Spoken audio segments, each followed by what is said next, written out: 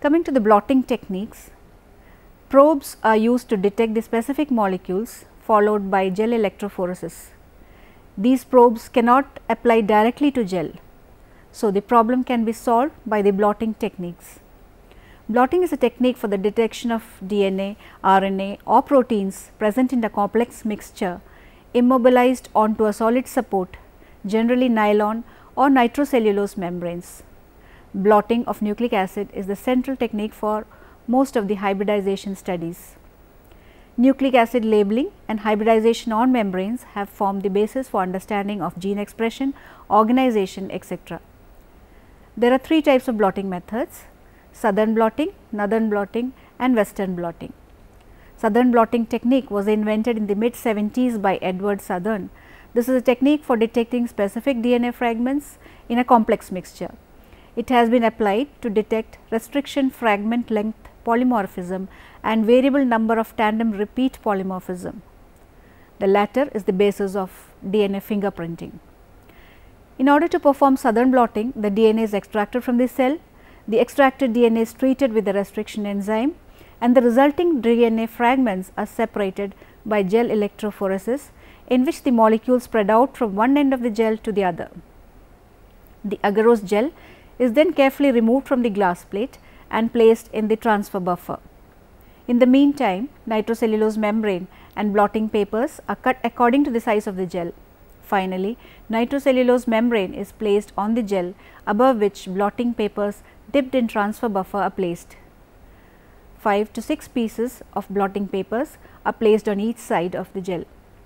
The gel with nitrocellulose membrane and blotting papers is then rolled with glass rod to remove any trapped air. Now, stacks of unsoaked blotting papers are placed above it. Finally, the glass plate is placed above them. This is transferred to reservoir containing transfer buffer and allowed to stand for 12 to 13 hours. The transfer buffer from the reservoir moves to the blotting paper by capillary action. In this time, the DNA from the gel is transferred to the nitrocellulose membrane. This immobilization is because of the negative charge of the DNA and the positive charge of the nitrocellulose membrane. As soon as the transfer is finished, nitrocellulose membrane is carefully taken out from the setup. Now, the membrane will have DNA fragments in the same pattern as they were on the gel. All the bands present in the membrane are marked and is exposed to ultraviolet rays or at 80 degrees Celsius in a vacuum oven. This is done to strengthen the binding of the DNA fragments to the nitrocellulose membrane. This will further not allow DNA to wash off while the membrane is washed. The membrane can now be incubated with a specific probe of interest. Once the incubation is complete, this can be detected by autoradiography as seen in figure 4. In this figure depicting southern blotting, the DNA to be analyzed is digested with restriction enzymes and then separated by agarose gel electrophoresis. The DNA fragments in the gel are denatured with alkaline solution and transferred onto a nitrocellulose filter or nylon membrane by blotting and preserving the distribution of the DNA fragments in the gel.